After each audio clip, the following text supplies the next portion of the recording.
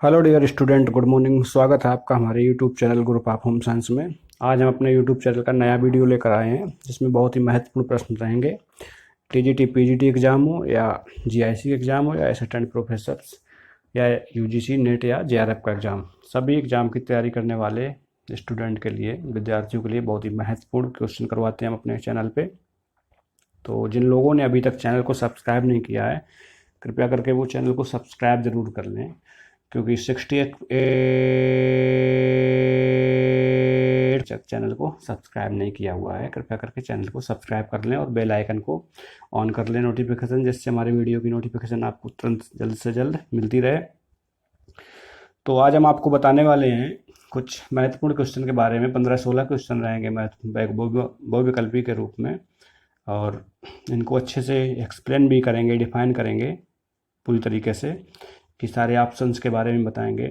और आप लोगों के लिए खुशखबरी है कि जैसा आपको पता ही होगा कि प्रवक्ता की डेट भी आ गई है 19 सितंबर को, जो है इसका प्री पेपर लगा हुआ है प्रवक्ता वाला जीआईसी का, और 19 दिसंबर को जो है वो 2021 में इसका मेन पेपर लगा हुआ है, मुख्य परीक्षा। और टीजीटी पीजीटी का भी आज नोटिस निकला है पेपर में ये कुछ, कि अगस्त तक इनकी परीक्षाएं कंप्लीट करवाई जाएंगी। और सबसे महत्वपूर्ण खुशखबरी उनके लिए है जो टेट क्वालिफाइड हैं। टेट क्वालिफाइड की जो वैल्यू थी अभी तक 5 साल के लिए थी, अब जो है वो आजीवन कर दी गई है। ध्यान रखें इस बात को कि जो टेट क्वालिफाइड है उनकी वैल्यू आजीवन के लिए कर दी गई है। ठीक है, तो नोटिफिकेशन को ऑन करें, चैनल को सब्सक्राइब करें। चलते हैं आज के नए क्वेश्चन की तरफ। आज के वीडियो में इसमें 16 बहुत ही महत्वपूर्ण बहुविकल्पी प्रश्न रहेंगे। आप लोग अपना जो है वो इवेल्युएशन स्वयं करें, देखें कितने क्वेश्चन सही होते हैं हमारे इस क्विज में। ठीक है, तो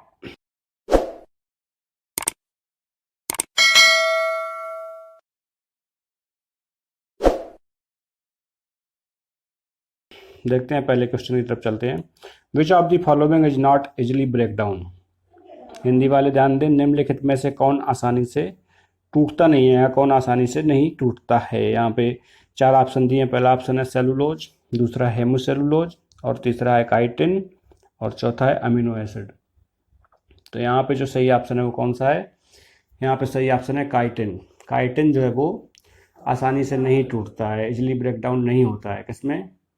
इन ह्यूमन बॉडी में। ठीक है, जो काइटिन जो होता है वो क्या होता है कि ये एनिमल स्टोरेज होता है, एक तरीके से बोलें तो। सी फूड के जो ऊपर सेल होती है, जो या जो विभिन्न प्रकार के जो समुद्री जीव होते हैं उनमें जो आउटर लेयर होती है वो अक्सर काइटिन की बनी होती है, जो बहुत ही हार्ड होता है। और सेलुलोज और हेमोसेलुलोज जो होते हैं वो स्ट्रक्चरल पॉलीसेकेराइड होते हैं, plant base.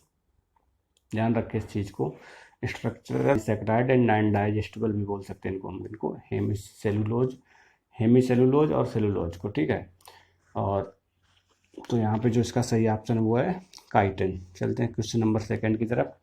Which state is used in Phulkari. Phulkari में किस सिलाई का प्रयोग किया जाता है?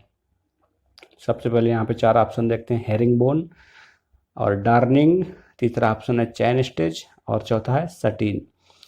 और फुलकारी है क्या, सबसे पहले हम ये देखते हैं कहाँ की ये कढ़ाई है या एम्ब्रॉयडरी है, कहाँ की है ट्रेडिशनल एम्ब्रॉयडरी है। जो फुलकारी है ये पंजाब की ट्रेडिशनल एम्ब्रॉयडरी है। ध्यान रखिएगा, यहाँ पे जो क्वेश्चन एक सबसे इंपॉर्टेंट बनता है, अक्सर पूछा जाता है कि phulkari as embroidery which state belong to phulkari. ठीक है, तो ये जो है ये पंजाब से बिलोंग करती है फुलकारी, वहाँ की ये ट्रेडिशनल एम्ब्रॉयडरी या स्टेच है। इसमें जो सही ऑप्शन है वो है सटिन, क्योंकि सटिन जो होती है वो फुलकारी की मेन स्टिच होती है। और हेरिंगबोन और डार्निंग ये भी स्टिच होती हैं, बट जो सबसे मेन स्टिच होती है वो सटिन होती है। ध्यान रखेंगे इस पर, क्योंकि ये सारी एम्ब्रॉयडरी स्टिच हैं, but satin is a main stitch a Phulkari embroidery. ठीक है, ध्यान रखें इस क्वेश्चन को। क्वेश्चन नंबर 3 पे चलते हैं। आज का तीसरा question, cereals are deficient in which amino acid. Hindi वाले ध्यान दें, अनाज में किस अमीनो अम्ल की कमी पाई जाती है, कमी होती है। यहाँ पे 4 ऑप्शन है। पहला है लाइसिन, दूसरा है वैलिन, तीसरा है ट्रिप्टोफैन, और चौथा है मिथियोनिन।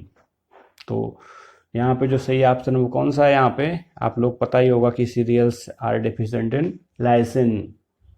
सीरियल जो होते हैं वो लाइसिन अमीनो एसिड की कमी होती है उनमें। ठीक है, और जो पल्सेस या लेग्यूम्स होते हैं वो legumes are deficient in methionine. ध्यान रखेंगे इस क्वेश्चन को कि cereal are deficient in lysine and pulses are legumes are deficient in methionine.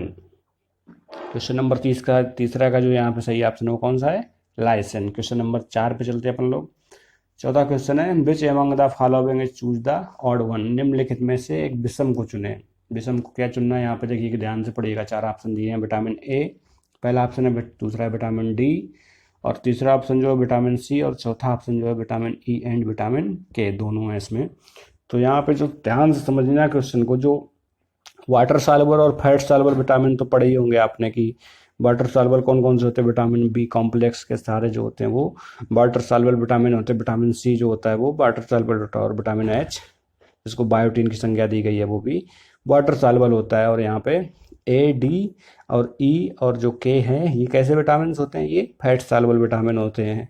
तो ध्यान रखेंगे यहाँ पे जो है, यहाँ पे फैट सॉल्युबल के 3 ऑप्शन दिए हुए हैं, विटामिन ए, विटामिन डी, और डी ऑप्शन में दिया विटामिन ई एंड विटामिन के। तो यहाँ पे सही ऑप्शन कौन सा है, विटामिन सी। ये एक इसमें से 4 ऑप्शन में से एक विषम है। और इनके बारे में हम हर क्विज में कुछ ना कुछ बताते हैं। विटामिन ए है जैसे इसका पूरा बताया है मैंने हर क्विज में, विटामिन डी का भी बताया है, D2 को बताया, D3 का भी बताया है, विटामिन सी का भी बताया है, ई और के बारे में भी सब कुछ बताया, सोर्स बताया, इनकी डेफिशिएंसी बताई है। ठीक है, तो इनको आप लोग जब तक रिवाइज करें और देखें पुराने वीडियो, जिन्होंने नहीं देखे हैं वो ज़रूर देख लें एक बार पुराने वीडियो, उनसे आपके सारे डाउट्स क्लियर हो जाएंगे इनसे रिलेटेड। क्वेश्चन नंबर 5 पे चलते हैं। आज का क्वेश्चन नंबर 5 जो है, which of the following is not a clinical outcomes of niacin deficiency. Niacin मतलब vitamin B3, B1 thiamine, B2 riboflavin and B3 niacin. तो निम्नलिखित में से कौन सी नियासिन की कमी का नैदानिक परिणाम नहीं है, नहीं है पूछ रहा है यहाँ पे, ध्यान रखिएगा। यहाँ पे पहला ऑप्शन जो है वो नाइट ब्लाइंडनेस यानी कि रतौंधी, और दूसरा ऑप्शन जो है वो डर्मेटाइटस यानी कि उसको भी डर्मेटाइटिस ही बोलते हैं हिंदी, और तीसरा ऑप्शन जो है डेथ यानी कि मृत्यु हो जाना, और चौथा ऑप्शन वो है डिमेंशिया एंड डायरिया। ठीक है, यहाँ पे डायरिया थोड़ी स्पेलिंग मिस्टेक है, उसको ध्यान दीजिएगा आप लोग। तो यहाँ पे डायरिया और डिमेंशिया क्या बोलते हैं, मनोभ्रंश और दस्त। ठीक है, तो यहाँ पे कौन सा ऑप्शन सही है, निम्नलिखित में से कौन नियासिन की कमी का नैदानिक परिणाम नहीं है।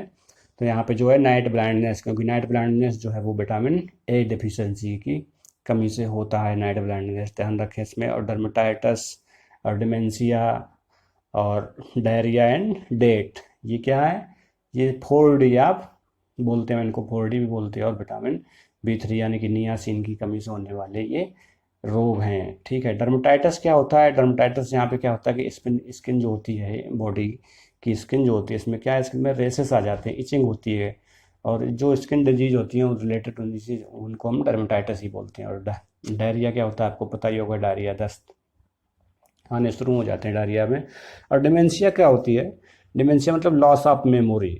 ठीक है, इसको भी ध्यान रखिएगा। यहाँ पे ये क्वेश्चन बोलता है कि डिमेंशिया किससे संबंधित है, कई ऑप्शन बना के दे देंगे यहाँ पे। तो यहाँ डिमेंशिया जो है वो लॉस ऑफ मेमोरी से संबंधित। लॉस ऑफ मेमोरी से मतलब ये नहीं कि मेमोरी पूरी तरीके से लॉस हो गई, चीज़ों को भूलने लग जाते हैं। हमने अभी चीज़ यहाँ पे रखी, थोड़ी देर बाद हम बाहर गए या देखा जाके कहीं से, हम वापस लौट के आए कि हमने कहाँ रखा था, हमको याद नहीं आ रहा। ये जो सिम्टम्स हैं ये किसके हैं, ये डिमेंशिया के हैं। ठीक है, ध्यान रखिएगा। अभी हम आगे कुछ इससे रिलेटेड और भी आपको एक्सप्लेन करके बताएंगे, कुछ क्वेश्चन इंपॉर्टेंट होंगे उनको भी समझाएंगे अच्छे से। हिंदी वालों को आज दिक्कत नहीं होनी चाहिए, क्योंकि आज दोनों में क्वेश्चन है, हिंदी और इंग्लिश में। वो अक्सर क्वेश्चन तो इंग्लिश में ही रहता है, बट मैं एक्सप्लेन तो हमेशा हिंदी में करता हूँ क्वेश्चन को अच्छे से, ताकि हिंदी वालों को प्रॉब्लम ना हो, क्योंकि इंग्लिश वाले तो हर जगह एडजस्ट कर लेते हैं, हिंदी वालों को इंग्लिश वालों में थोड़ा एडजस्ट करना मुश्किल होता है। इसलिए चलते हैं क्वेश्चन नंबर, आज के क्वेश्चन नंबर 6वें पे। 6वां क्वेश्चन ये है, which of the following cooking method is a moist heat cooking method. ठीक है, ध्यान से समझिएगा इस क्वेश्चन को, और बहुत ही टफ क्वेश्चन बोले इसको, क्योंकि हर कोई आसानी से सॉल्व नहीं कर सकता इसको। विच one of the following cooking method is a moist heat cooking method. निम्नलिखित में से कौन सी खाना पकाने की विधि नम गर्मी में खाना पकाने की विधि है। ठीक है, हिंदी वाले ध्यान दें यहाँ पे पहला ऑप्शन जो है वो ब्रॉयलिंग है, दूसरा ऑप्शन है वो डबल बॉयलर है, और तीसरा ऑप्शन है वो जो फ्लेम है। ठीक है, और चौथा ऑप्शन जो है वो है स्कैल्डिंग। तो यहाँ पे जो सही ऑप्शन है, यहाँ पे जो सही ऑप्शन है वो क्या है, यहाँ स्कैल्डिंग जो है वो सही ऑप्शन है। यहाँ पे ये जो है ये मॉइस्ट हीट कुकिंग मेथड है स्कैल्डिंग। स्कैल्डिंग में होता क्या है, क्या है कि इसको जब हम बॉइलिंग टेम्परेचर के नीचे रख करके कोई फूड बनाते हैं, ठीक है, कोई चीज़ बनाते हैं, पकाते हैं, तो उसको हम क्या बोलते हैं, स्कैल्डिंग बोलते हैं, ठीक है। जैसे कस्टर्ड बना रहे हैं हम, ठीक है, तो इसको हम स्कैल्डिंग बोलेंगे। या दूध से रबड़ी बनाना, मिल्क है, हम उसको धीमी आंच में पकाते हैं, बॉइलिंग से कम टेम्परेचर पकाते हैं, धीरे धीरे पकने देते हैं जब तक वो रबड़ी नहीं बन जाता है, ठीक है। इसमें स्कैल्डिंग कुकिंग मेथड का प्रयोग किया जाता है। और ब्रॉयलिंग क्या होता है, ब्रॉयलिंग या रोस्टिंग यानी कि ड्राई हीट मेथड होते हैं, ये ड्राई हीट कुकिंग मेथड, ठीक है। आँच में या पकाए जाते हैं इन चीज लोगों को जो फूड, उनको हम क्या बोलते हैं, ब्रॉयलिंग। डबल बॉयलर बॉयलर क्या होता है, इसको भी समझिएगा। डबल बॉयलर होते हैं, जैसे जो केक होती है, केक होते हैं ना, उनमें जो हम चॉकलेट मेल्ट करके डालते हैं, ठीक है, तो वो जो होते हैं वो क्या हम किस मेथड के थ्रू उसको हम करते हैं, वो कुकिंग मेथड कौन सा होता है, वो होता है डबल बॉयलर, ठीक है। क्योंकि हम क्या करते हैं, सबसे पहले हम पानी लिया, और पानी को आग जलाई, आग के ऊपर हमने पानी रख दिया, ठीक है, किसी बर्तन में, और पानी की भाप से फिर वो ऊपर हमने कोई कटोरा या कुछ भी रख दिया उसके ऊपर, बाउल वगैरह, उसमें चॉकलेट डाल दी, वो तो धीरे धीरे मेल्ट होती रहती है, ठीक है। तो ये क्या है, ये है डबल ब्रॉयलर। और फ्लेम क्या होता है, ये आप देखे होंगे जब रेस्टोरेंट में जाते हैं कहीं खाना वगैरह खाने, तो क्या करते हैं जब फूड बनाते हैं तो कुछ वो जिसमें बना रहे होते हैं जिस तवे में, तो उसमें कुछ एकदम डालते हैं तो आग जैसा उठता है ना, भयंकर के रूप में, एकदम आग जैसा ज्वाला ऐसा फ्लेम के रूप में, तो वो क्या होता है, वो कुछ उसमें एल्कोहलिक स्मोकी फ्लेवर डालते हैं, ठीक है, ताकि फूड में जो फ्लेवर्स डेवलप करने हैं वो उसकी वजह से स्मोकी फ्लेवर डेवलप हो जाएं। ये कुछ एल्कोहल डालते हैं, कोई भी जैसा टेस्ट लेना उनको, जैसा स्मैक वो करना है वो उसमें डालते हैं, तो वो उसमें जो फ्लेम आता है उसको हम क्या बोलते हैं, फ्लेम, ठीक है। यहाँ पे समझ गए होंगे आप लोग चारों ऑप्शन के, broiling, double boiler, flame and scalding. Question number 7 पे चलते हैं। आज का 7वां क्वेश्चन है, the food which is added to the infant diet for complementary feeding is known as, यानी कि वह भोजन जिसे पूरक आहार के लिए शिशु के आहार में शामिल किया जाता है किस रूप में जाना जाता है, ठीक है। ध्यान दीजिएगा यहाँ पे, कॉम्प्लीमेंट्री फीडिंग जो होती है वो कितने महीने से स्टार्ट की जाती है, जब बच्चा 6 महीने का हो जाता है उसके बाद कॉम्प्लीमेंट्री फीडिंग स्टार्ट करते हैं हम लोग, ठीक है। तो उसमें हम बच्चे को किस प्रकार का आहार देते हैं, कोलेस्ट्रम तो देंगे नहीं, कोलेस्ट्रम जो होता है वो किसको बोलते हैं हम, माता के दूध को बोलते हैं, जो पहला दूध होता है उसको क्या बोलते हैं, कोलेस्ट्रम या खीस बोलते हैं, ध्यान रखिएगा यहाँ पे। ग्रूल क्या होता है, ग्रूल भी नहीं है यहाँ पे, जो ऑप्शन सही है नहीं है सही, ठीक है। और तीसरा ऑप्शन जो है बाई कॉस्ट, ठीक है। तो यहाँ पे जो सही ऑप्शन है वो ग्रेवी भी नहीं है, यहाँ पे ग्रेवी हम बच्चों को सबसे पहले नहीं खिलाते हैं किसी भी चीज़ की, क्योंकि दूध के साथ साथ उनको हम कुछ फूड खिलाते हैं, ऐसे फूड बेबी फूड जिनको बोल सकते हैं।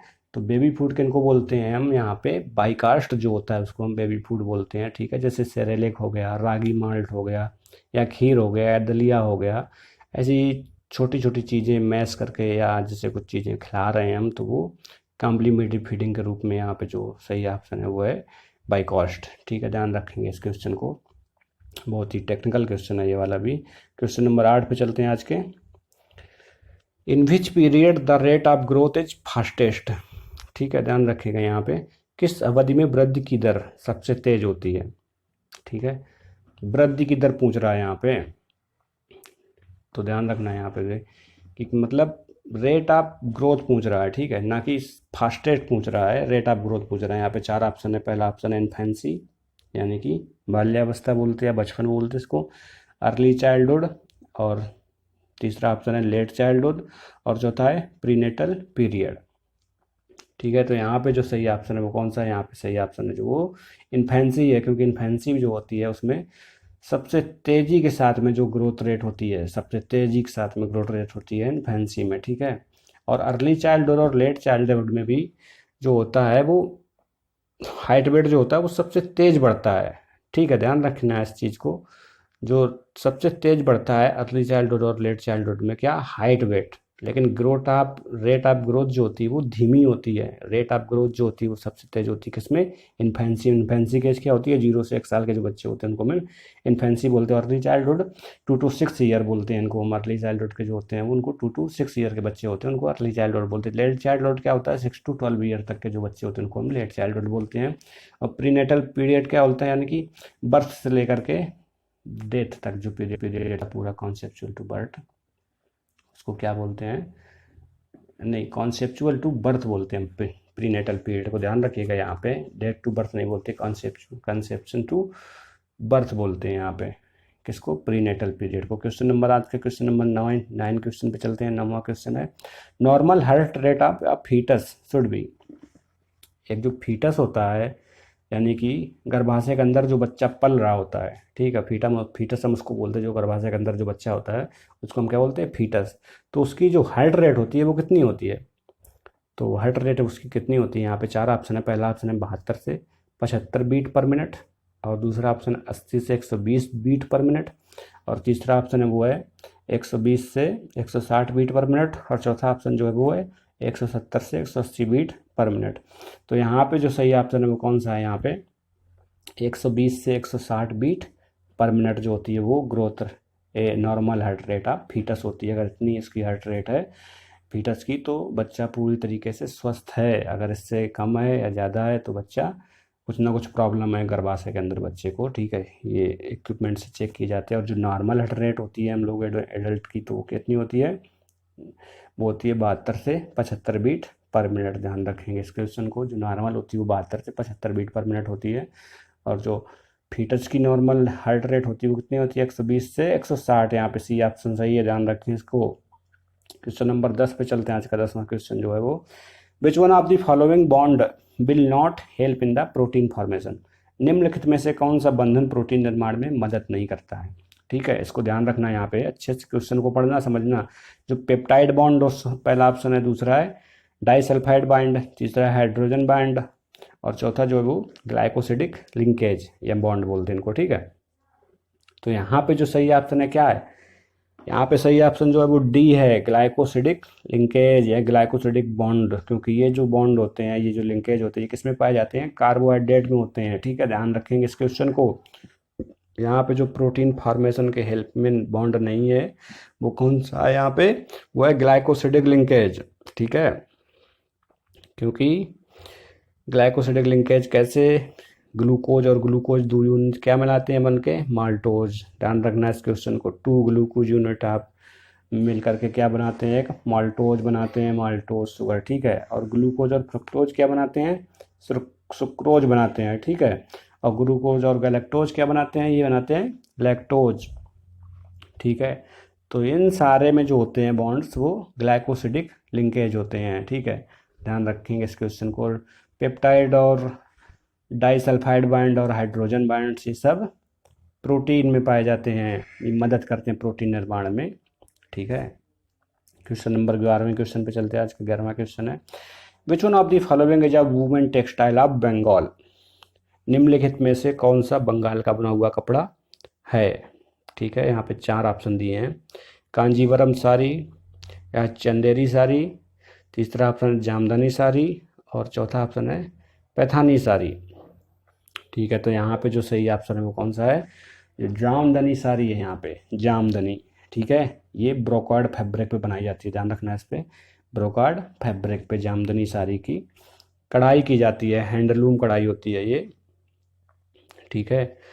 तो ये जामदानी साड़ी जो है ये बंगाल का बना हुआ कपड़ा होता है। और कांजीवरम कहाँ का है, कांजीवरम जो है एक स्टेट, तमिलनाडु स्टेट का एक डिस्ट्रिक्ट है ये, वहाँ की फेमस कढ़ाई है, यहाँ वहाँ का फेमस बुना हुआ कपड़ा है, ठीक है। और चंदेरी कहाँ का है, चंदेरी जो है वो एमपी का है, कॉटन सिल्क साड़ी बोलते हैं इसको, ये चंदेरी में, ठीक है।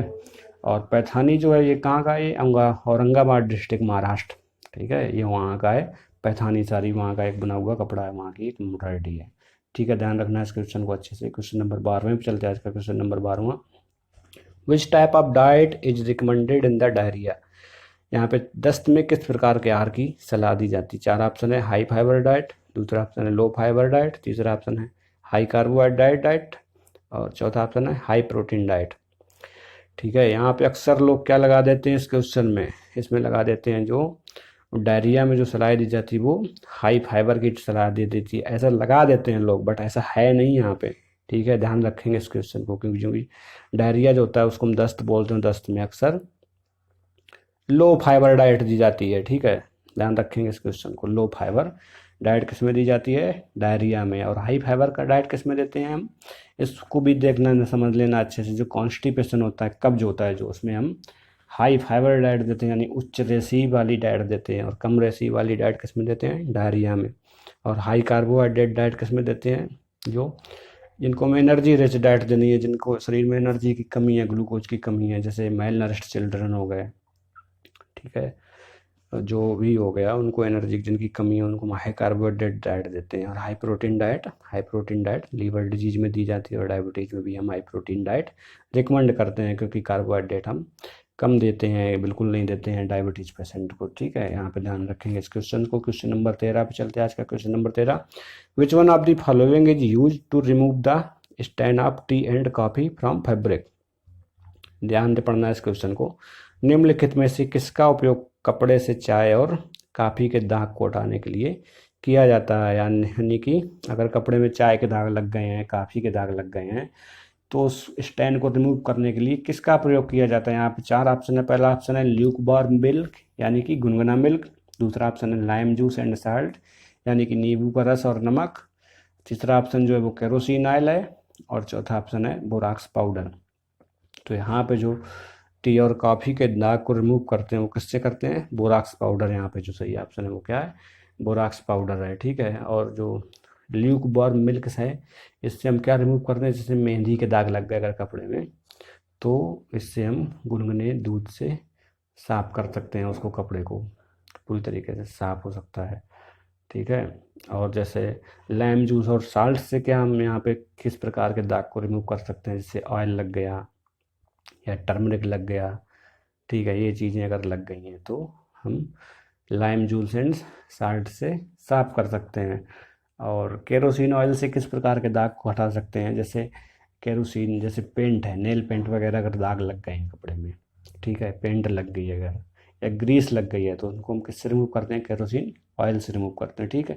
क्वेश्चन नंबर 14 पे चलते हैं। आज का question number 14, which one of the following condition arises due to decrease of oxygen in tissue. ठीक है, ध्यान से समझना इस क्वेश्चन को। ऊतकों में ऑक्सीजन की कमी के कारण निम्नलिखित में से कौन सी स्थिति उत्पन्न होती है। यहाँ पे 4 ऑप्शन है। पहला ऑप्शन में एनोक्सिया, दूसरा है हाइपोक्सिया, तीसरा है एनोरेक्सिया और चौथा है एमनीसिया, ठीक है।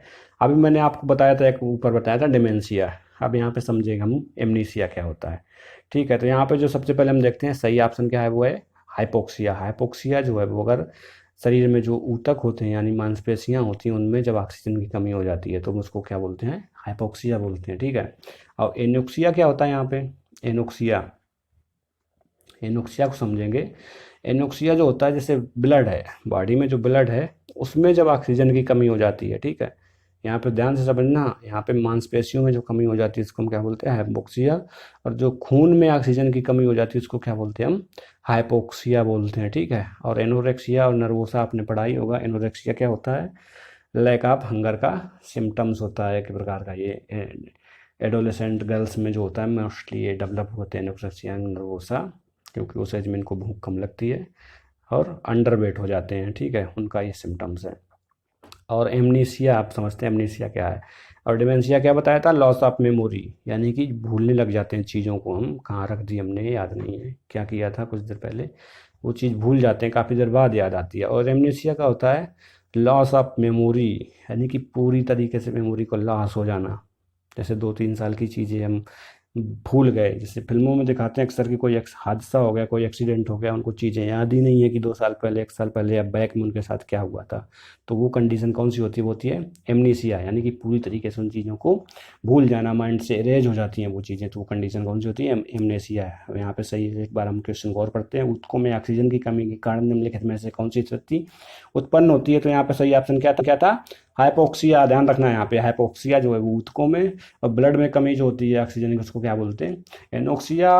और एनोरेक्सिया क्या होता है, एनोरेक्सिया एक लैक ऑफ हंगर का एक सिम्टम्स होता है, जो मोस्टली गर्ल्स में, एडोलेसेंस गर्ल्स में डेवलप होता है और अंडर वेट हो जाती हैं वो उस एज में, एडोलेसेंट की एज में। और एमनीसिया का होता है लॉस ऑफ मेमोरी, पूरी तरीके से मेमोरी का इरेज हो जाना। क्वेश्चन नंबर 15 पे चलते हैं। आज का question number 15, human development age, यानी कि मानव विकास है क्या है, किस तरीके की प्रोसेस है, कॉन्टिन्यूस प्रोसेस, सिक्वेंशियल प्रोसेस या क्वालिटेटिव प्रोसेस, या ऑल ऑफ द अबव।